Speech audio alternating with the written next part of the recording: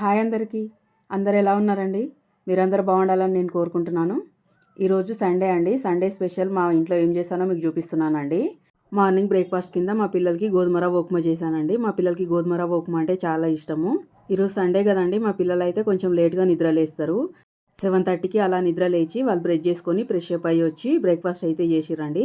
వాళ్ళు బ్రేక్ఫాస్ట్ చేయగానే వెంటనే నేను గిన్నెలు అయితే కడిగేసి లంచ్ ప్రిపేర్ చేయడం స్టార్ట్ చేశానండి. లంచ్లోకి ఈరోజు అయితే నేను నాన్ వెజ్ వండుతానండి. ఈరోజు మా ఆయన కొంచెం మటన్ కొంచెం లివర్ తెచ్చిండండి. వాటిని అయితే వండేయాలి ఫాస్ట్గా. చూస్తున్నారు కదండి, ఇక్కడైతే నేను బగారన్నం వండుతున్నాను. బగారన్నం కోసం స్టవ్ పైన కడాయి పెట్టుకొని అందులో కొద్దిగా ఆయిల్ కొద్దిగా నెయ్యి కలిపేసుకొని అందులోనే బిర్యానీ స్పైసెస్ అన్నీ వేసి అలాగే సన్నగా కట్ చేసి పెట్టుకున్న ఆనియన్ కొద్దిగా క్యారెట్ కొద్దిగా పచ్చిమిర్చి వేసి బగారన్నం అయితే వండుతున్నానండి. ఇక్కడ నేను అన్నం ఉడికిందో లేదో చూస్తున్నానండి. అన్నం అయితే ఉడకలేదు. ఇంకొక 2 నిమిషాలు అయితే దానిని మగ్గబెట్టేసుకోవాలి. బగారన్నం అయితే రెడీ అయిందండి. దాన్ని అయితే పక్కకు తీసి పెట్టుకొని ఇంకొక స్టవ్ పైన లివర్ అయితే వండుతున్నానండి. ఒక స్టవ్ పైన బగారన్నం వండుతూ మరొక స్టవ్ పైన లివర్ కూర అయితే పెట్టానండి. లివర్ కూడా ఉడికిపోయింది. దీన్ని కూడా పక్కకు తీసి పెట్టేసుకొని మటన్ అయితే వండాలి. మటన్ ఉడికే లోపల చపాతీ పిండి కలిపి పెట్టుకోవాలి. చపాతీ పిండి కలిపి ఒక 10 నిమిషాలు అలా పక్కకు పెట్టేశానండి. ఈ లోపల అన్నం కూడా ఉడికిపోయింది. అన్నం కూడా పక్కకు తీసి పెట్టేసుకున్నాను. అదే స్టవ్ పైన ఇప్పుడు చపాతీ కాల్చడానికి ప్యాన్ అయితే పెట్టుకున్నానండి. ప్యాన్ పెట్టుకొని ఇక్కడ చపాతీలు అయితే చేస్తున్నాను. మా పిల్లలకి మటన్ చికెన్ వండినప్పుడు పూరీలు గారెలు చపాతీలు లాంటివి అంటే చాలా ఇష్టం అండి. వాళ్ళు ఎక్కువగా అన్నం తినరు.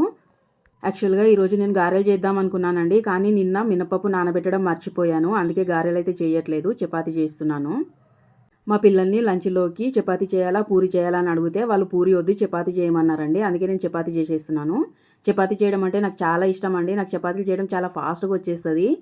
ఎన్ని చపాతీలైనా చాలా ఈజీగా చేసేస్తాను. చపాతీలన్నీ చేసి పక్కకైతే పెట్టేసుకున్నానండి. ఇప్పుడు స్టవ్ పైన ప్యాన్ పెట్టాను కదా, ప్యాన్ అయితే హీట్ అయిపోయింది. కొద్దిగా ఆయిల్ వేస్తూ చపాతీలన్నీ కాల్చేసి అయితే పక్కకు పెట్టేసుకుంటున్నాను. ఈ చపాతీలన్నీ చేసుకునే లోపల మటన్ కూడా ఉడికిపోయిందండి. స్టవ్ ఆఫ్ చేసి కుక్కర్ అయితే తీసి పక్కకైతే పెట్టేసుకున్నాను.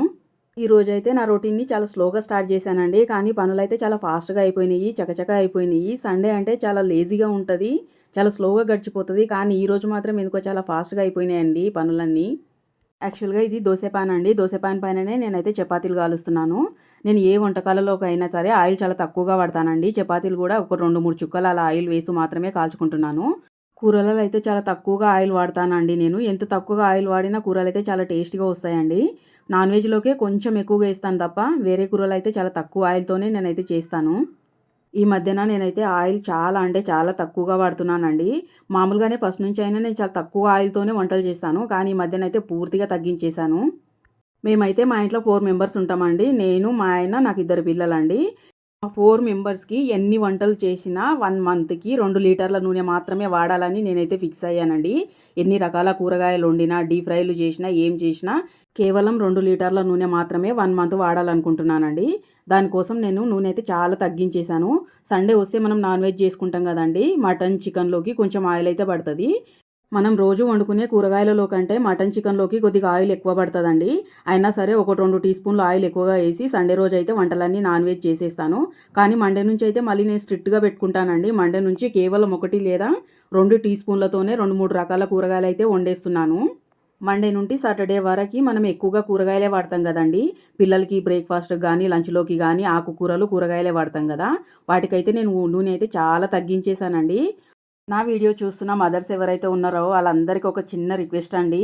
మీరు కూడా మీ పిల్లల విషయంలో చాలా జాగ్రత్తగా ఉండండి. ఈ మధ్యన చూస్తున్నాం కదండి న్యూస్లలో, అసలు చెప్పలేని మనం నోరు కూడా తిరగడానికి రాని పెద్ద పెద్ద జబ్బులు అయితే వచ్చేస్తున్నాయండి. ఇన్ని రకాల జబ్బులు రావడానికి కారణం మన లైఫ్ స్టైల్ అండి.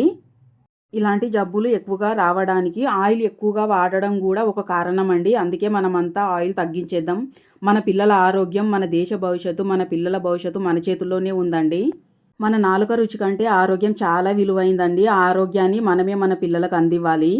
రాబోయే తరాల మంచి భవిష్యత్తు కోసం ఒక చిన్న మార్పుని ఈరోజే స్టార్ట్ చేద్దామండి. చూస్తున్నారు కదండి, నా వంటలలో నాన్ వెజ్ అయినా కూడా చాలా తక్కువగానే ఆయిల్ వేశాను.